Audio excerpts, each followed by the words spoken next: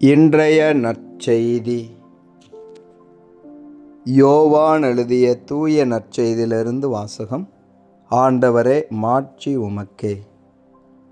15ஆம் அதிகாரம், இறை வார்த்தைகள் 9 முதல் 17 முடிய. அக்காலத்தில் இயேசு தம் சீடரை நோக்கி கூறியது: என் தந்தை என் மீது அன்பு கொண்டுள்ளது போல நானும் உங்கள் மீது அன்பு கொண்டுள்ளேன். என் அன்பில் நிலைத்திருங்கள். நான் என் தந்தையின் கட்டளைகளை கடைபிடித்து அவரது அன்பில் நிலைத்திருப்பது போல நீங்களும் என் கட்டளைகளை கடைபிடித்தால் என் அன்பில் நிலைத்திருப்பீர்கள். என் மகிழ்ச்சி உங்களில் இருக்கவும் உங்கள் மகிழ்ச்சி நிறைவு பெறவுமே இவற்றை உங்களிடம் சொன்னேன். நான் உங்களிடம் அன்பு கொண்டிருப்பது போல நீங்களும் ஒருவர் மற்றவரிடம் அன்பு கொண்டிருக்க வேண்டும் என்பதே என் கட்டளை. தம் நண்பர்களுக்காக உயிரை கொடுப்பதை விட சிறந்த அன்பு யாரிடமும் இல்லை. நான் கட்டளை இடுவதையெல்லாம் நீங்கள் செய்தால் நீங்கள் என் நண்பர்களாய் இருப்பீர்கள். இனி நான் உங்களை பணியாளர் என்று சொல்ல மாட்டேன், ஏனெனில் தம் தலைவர் செய்வது இன்னது என்று பணியாளருக்கு தெரியாது. உங்களை நான் நண்பர்கள் என்றேன், ஏனெனில் என் தந்தையிடமிருந்து நான் கேட்டவை அனைத்தையும் உங்களுக்கு அறிவித்தேன். நீங்கள் என்னை தேர்ந்து கொள்ளவில்லை, நான் தான் உங்களை தேர்ந்து கொண்டேன். நீங்கள் கனி தரவும் நீங்கள் தரும் கனி நிலைத்திருக்கவும் உங்களை ஏற்படுத்தினேன். ஆகவே நீங்கள் என் பெயரால் தந்தையிடம் கேட்பதையெல்லாம் அவர் உங்களுக்கு கொடுப்பார். நீங்கள் ஒருவர் மற்றவரிடம் அன்பு கொள்ள வேண்டும் என்பதே என் கட்டளை. ஆண்டவரின் அருள்வாக்கு. கிறிஸ்துவே உமக்கு புகழ். ஆண்டவர் இயேசுவில் அன்பார்ந்த இறைமகன் கேத்தலிக் டிவி நேயர்களே, உங்கள் அனைவரையும் உயிர்த்த நம் ஆண்டவர் இயேசு கிறிஸ்துவின் பெயரிலே அன்போடு வாழ்த்துகிறேன். உங்கள் அனைவருக்காகவும் நான் திருப்பலி ஒப்பு கொடுத்து சிறப்பாக ஜெபம் செய்கிறேன். இன்றைய நாளில் தாயாம் திரு அவை திருத்தூதரும் புனிதருமான மத்தியாசின் திருவிழாவை கொண்டாட அழைப்பு விடுக்கிறது. இயேசு ஆண்டவர் தன்னுடைய பணி வாழ்வின் பொழுது யூதாசோடு சேர்த்து 12 பேரை திருத்தூதர்களாக தேர்ந்தெடுத்தார். இயேசுவுக்கு சீடர்கள் அதிகமானோர் உண்டு, ஆனால் 12 பேர்தான் திருத்தூதர்களாக அவர்களில் தேர்ந்தெடுக்கப்பட்டவர்கள். அந்த திருத்தூதர்களின் தலைவராக பேதுருவை ஆண்டவர் இயேசு நியமித்தார். நீ பாறை, உன் மீது என் திருச்சபையை கட்டுவேன் என்று சொன்னார். விண்ணரசின் திறவுகோள்களை உன்னிடத்திலே கொடுப்பேன் என்றும் சொன்னார். நீர் இந்த மண்ணுலகில் எதை கட்டுவாயோ அது விண்ணுலகில் கட்டப்படும், நீ எதை அவிழ்க்கிறாயோ அது விண்ணுலகில் அவிழ்க்கப்படும் என்றெல்லாம் சொல்லி பேதுருவுக்கு ஆண்டவர் இயேசு அதிகாரத்தை கொடுத்ததை நாம் விவிலியத்திலே பார்க்கிறோம். இப்படி ஆண்டவர் இயேசு தேர்ந்தெடுத்த திருத்தூதர்களில் ஒருவரான யூதாஸ் இஸ்காரியோத்து இயேசுவை முத்தமிட்டு எதிரிகளுக்கு காட்டி கொடுக்கிறான். அப்படி காட்டி கொடுக்கப்பட்டதின் விளைவாக இயேசு கைது செய்யப்பட்டு விசாரணை செய்யப்பட்டு சிலுவை மரணத்திற்கு தீர்ப்பிடப்பட்டு கொலை செய்யப்பட்டு கல்லறையிலே அடக்கம் செய்யப்படுகிறார். 3ஆம் நாளில் சொன்னபடியே மெசியா உயிர்த்தெழுந்து வருகிறார், காட்சி கொடுக்கிறார். ஆனால் யூதாஸ் இஸ்காரியோத்தின் நிலையை நாம் அறிவோம். செய்த குற்றத்தை நினைத்து குற்ற உணர்ச்சியினால், ஒரு நீதிமானை காட்டி கொடுத்து விட்டேனே என்ற குற்ற உணர்ச்சியினால் தற்கொலை செய்து கொள்கிறார். இப்பொழுது 11 திருத்தூதர்கள் மட்டுமே இருக்கின்றார்கள். 12 பழைய ஏற்பாட்டின் 12 குலத்தவருக்கு நிகராக அடையாளமாக 12 திருத்தூதர்கள் இப்பொழுது தேவை. திருத்தூதர்கள் ஒன்றாய் கூடி ஜெபித்து ஆலோசனை செய்து இன்னும் ஒருவரை நாம் ஜெபத்தினாலும் ஆண்டவருடைய வல்லமையினாலும் தேர்ந்தெடுக்க வேண்டும் என்று தீர்மானிக்கிறார்கள்.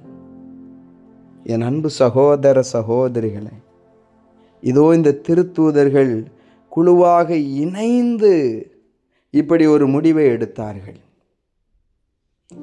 யாரை தேர்ந்தெடுப்பது? அங்கே யோசேப்பு என்ற ஒருவர் இருக்கிறார், மத்தியாஸ் என்று ஒருவர் இருக்கிறார். இந்த மத்தியாஸை குறித்து சொல்லுகிறார்கள், இயேசு அனுப்பிய 72 சீடர்களில் இவரும் ஒருவர் என்கிறார்கள். அப்படியாக இயேசுவின் சீடராய் இருந்த இவர் என்று சொல்லுகிறார்கள். இப்பொழுது யோசேப்பு என்ற ஒருவர் இருக்கிறார், மத்தியாஸ் என்ற ஒருவர் இருக்கிறார். எனவே ஜெபம் செய்து திருத்தூதர்கள் சீட்டு குலுக்கி போடுகிறார்கள். அதில் மத்தியாஸின் பெயர் வந்து விடுகிறது. என் அன்பு சகோதர சகோதரிகளே, இந்த மத்தியாஸை குறித்து திருத்தூதர் பணி முதல் அதிகாரம் 15 முதல் 26 முடிய வசனங்களிலே நாம் வாசித்து தெரிந்து கொள்ளலாம். இப்படியாய் கடவுளுடைய அருளால் ஆசீர்வாதத்தால் ஒரு புதிய திருத்தூதரை தேர்ந்தெடுத்து விட்டார்கள். இப்பொழுது இயேசுவுக்கு 12 திருத்தூதர்கள் இருக்கிறார்கள். இன்னும் ஒரு திருத்தூதர் இருக்கிறார், அவர்தான் திருத்தூதர் தூய பவுல். இந்த பவுலடியாரை உயிர்த்த ஆண்டவர் இயேசுவே நேரடியாக அந்த தமஸ்கு பயணத்திலே சந்தித்து தேர்ந்தெடுத்தார் என்று பவுலடியாரே அவருடைய கடிதங்களிலே சொல்லுவார். ஒவ்வொரு கடிதத்தையும் எழுதுவதற்கு தொடக்கத்திலேயே திருத்தூதராகிய பவுல் எனும் நான் என்று சொல்லுவார். ஆம் அன்பு சகோதர சகோதரிகளே, திருத்தூதர் என்பவர் இயேசுவால் நேரடியாக தேர்ந்தெடுக்கப்பட்டவர். இயேசுவால் நேரடியாக தேர்ந்தெடுக்கப்பட்ட திருத்தூதர்கள் ஜெபம் செய்து தேர்ந்தெடுத்தாலும் அவரும் திருத்தூதர். அப்படி வந்தவர்தான் இந்த மத்தியாஸ். இவர் இயேசுவின் நற்செய்தியை யூதேயா, சிரியா, இன்னும் காஸ்பியன் கடல் பகுதியிலே நற்செய்தி அறிவித்தவர். அந்த நற்செய்தி அறிவித்ததற்காக கல்லால் எரிந்து துன்புறுத்தப்பட்டவர், காயப்படுத்தப்பட்டவர். இறுதியிலே இவருடைய தலையை துண்டித்து ஒரு மறைசாட்சியாய் மாற்றினார்கள். ஆம் அன்பு சகோதர சகோதரிகளே, இந்த திருத்தூதர் மத்தியா இயேசுவுக்காக தலை துண்டிக்கப்பட்டார். நீங்கள் என்னை தேர்ந்து கொள்ளவில்லை, நான் தான் உங்களை தேர்ந்து கொண்டேன். ஆம் அன்பு சகோதர சகோதரிகளே, கடவுள்தான் இவரை தேர்ந்தெடுத்தார். இனி நான் உங்களை நண்பர்கள் என்று அழைப்பேன். ஆம், இயேசு ஆண்டவர் இவரை நண்பராய் தேர்ந்து கொண்டார். இதோ அந்த புனிதரை, திருத்தூதரை, மறை சாட்சியை நினைவூறக்கூடிய இந்த நாளிலே இந்த மத்தியாசை போல நாமும் இயேசுவின் மீது தாகம் கொண்டிருப்போம். அவருடைய நற்செய்தி அறிவிக்கக்கூடிய ஒரு மறைசாட்சியை போல துணிவோடு நற்செய்தி அறிவிக்கக்கூடிய பணியாளராய் மாறுவோம். என் அன்பு சகோதர சகோதரிகளே, இதோ இந்த நாளிலே ஆண்டவர் நம்மை ஆசீர்வதிக்கிறார். இந்த நாளில் நாம் கொண்டாடும் திருத்தூதர் நமக்காய் பரிந்து பேசுகிறார். இயேசுவுக்கே புகழ், மரியே வாழ்க. மன்றாடுவோமாக. இரக்கத்தின் ஊற்றே எங்கள் ஆண்டவரே இயேசுவே, உம்மை போற்றி புகழ்ந்து உம்மை ஆராதிக்கிறோம். உனக்கு நன்றி செலுத்துகிறோம். அற்புதமாக, அதிசயமாக எங்களை வழிநடத்தி வரும் ஆண்டவரே, எங்களுக்கு தேவையான எல்லா நன்மைகளையும் செய்து வரும் ஆண்டவரே, உமக்கு நன்றி. எங்கள் ஜெபம் கேட்டு எங்களை ஆசீர்வதித்தும் வரும் ஆண்டவரே, உமக்கு நன்றி. இதோ இந்த நாளிலும் ஆண்டவரே, உம்முடைய அருளுக்காக, ஆசீர்வாதத்திற்காய் நாங்கள் ஜெபிக்கிறோம். எங்கள் மத்தியில் பிரசன்னமாக இறங்கி வாரும் ஆண்டவரே, எங்களோடு தங்கும், எங்களை வழிநடத்த வாரும் ஆண்டவரே.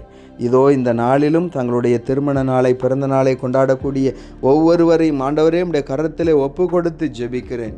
நீரே ஒவ்வொருவரையும் தொடும், ஒவ்வொருவரையும் ஆசீர்வதிப்பீராக. இதோ இந்த நாளிலே உயர் படிப்பிற்கு தங்களை தயாரித்து கொண்டிருக்கக்கூடிய ஒவ்வொருவரையும் ஒப்பு கொடுக்கிறேன் ஆண்டவரே. இந்த பிள்ளைகளை ஆசீர்வதியும். இன்னும் வெளியூர்களிலும் வெளிநாடுகளிலும் படித்து கொண்டும் வேலை செய்து கொண்டும் இருக்கக்கூடிய பிள்ளைகளை ஆசீர்வதிப்பீராக. ஒவ்வொரு குடும்பத்திலும் ஆண்டவரே அமைதி, மகிழ்ச்சி, சமாதானம், ஒற்றுமை நிலைத்திருப்பதாக. இதோ நோயாளர்களையெல்லாம் ஒப்பு கொடுத்து ஜெபிக்கிறேன் ஆண்டவரே. நீரே அவர்களை குணப்படுத்துவீராக. நீரே அவர்களை எழுந்து நடக்க வைப்பீராக. இன்று நாங்கள் மேற்கொள்ளக்கூடிய பயணங்களில் எங்களோடு உடனிருந்து எங்களை பாதுகாத்தருளும் ஆண்டவரே. தீய பழக்க வழக்கங்களில் சிக்கி கொண்டு வெளியே வர முடியாமல் தவித்து கொண்டிருக்கக்கூடிய பிள்ளைகளுக்கு ஆண்டவரே நீரே வலு கொடுப்பீராக. நீரே உதவி செய்வீராக. கடன் பிரச்சனைகளிலிருந்து மீண்டு வர எங்கள் உழைப்பை, எங்கள் பொருளாதாரத்தை நீர் ஆசீர்வதித்து தாரும் ஆண்டவரே. இயேசுவே ஆண்டவரே, இந்த நாளில் நாங்கள் எடுக்கக்கூடிய முடிவுகளை ஆசீர்வதியும், எங்களுடைய முயற்சிகளை ஆசீர்வதியும். நாங்கள் உமக்கு உகந்த பிள்ளைகளாய் இருக்கும்படியாய் ஆசீர்வதிப்பீராக ஆண்டவரே. வேலை வாய்ப்பிற்காகவும், திருமணத்திற்காகவும், குழந்தை செல்வத்திற்காகவும் ஜெபிக்கக்கூடிய பிள்ளைகளை எல்லாம் கனிவோடு கண்ணோக்கி அருளும் ஆண்டவரே. அவருடைய கண்ணீரை எல்லாம், துயரங்களை எல்லாம் விரைவில் மகிழ்ச்சியாய் மாற்றி கொடுப்பீராக ஆண்டவரே. உத்தரிக்க நிலையில் இருக்கக்கூடிய ஆன்மாக்கள், யாரும் நினையாத ஆன்மாக்களை நீரே மன்னித்து ஏற்றுக்கொள்ளுவீராக. இந்த நாள் ஆசீர்வாதத்தின் நாளாய் அமையட்டும். இதோ இந்த ஜெப வேளையிலே கண்ணீரோடு ஜெபித்து கொண்டு இருக்கக்கூடிய ஒவ்வொருவருக்கும் நீர் ஆறுதலை தாரும் ஆண்டவரே. யாரிடம் செல்வோம்? வாழ்வு தரும் வார்த்தைகள் எல்லாம் உம்மிடம் தானே உள்ளன. நீரே எங்களுக்கு ஆறுதல், நீரே எங்களுக்கு இளைப்பாறுதல், நீரே எங்களுக்கு அடைக்கலம் என்று சொல்லி உம்மையே நம்பி வந்திருக்கிறோம். எங்கள் ஒவ்வொருவரையும் ஆசீர்வதித்து வழிநடத்த வேண்டும் என்று உம்மை மன்றாடுகிறோம். ஆமேன். இறைவனுடைய எல்லா புனிதர்களே எங்களுக்காக வேண்டிக் கொள்ளுங்கள். அனைத்து காவல் தூதர்களை எங்களுக்காக வேண்டிக் கொள்ளுங்கள். எல்லாம் வல்ல இறைவன், தந்தை, மகன், தூய ஆவியானவர் உங்கள் ஒவ்வொருவரையும் ஆசீர்வதிப்பாராக. ஆமேன்.